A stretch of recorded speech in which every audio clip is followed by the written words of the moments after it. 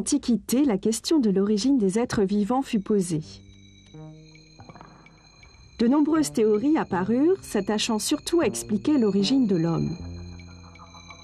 Pour Démocrite, les premiers hommes étaient formés à partir de limon et d'eau. Mais pour Aristote, le monde vivant existait de toute éternité. Pour les religions juives, chrétiennes et islamiques, c'est Dieu qui a créé toutes les formes vivantes. Au XVIIIe siècle, on croyait encore que la vie pouvait surgir spontanément d'objets. De la viande naissaient des mouches, de vieux chiffons les souris.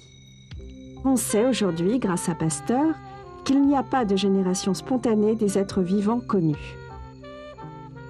Le microscope montre que tout être vivant est constitué de cellules.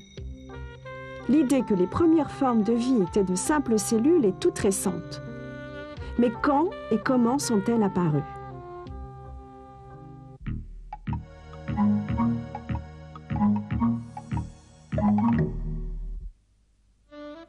Les plus vieilles traces d'activité d'organismes vivants sont observées en Australie et elles sont datées de 3,8 milliards d'années.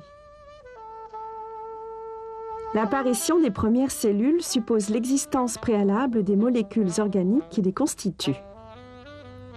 Ces molécules simples sont peut-être apparues spontanément dans l'océan ou dans l'atmosphère primitive. Elles ont peut-être une origine extraterrestre, comme le laisse supposer l'analyse des météorites carbonées qui contiennent des molécules organiques entre les feuillets d'argile. Des molécules complexes ont été trouvées dans des nuages interstellaires et des expériences ont montré que la polymérisation de molécules organiques simples était possible sur un milieu minéral tel que l'argile.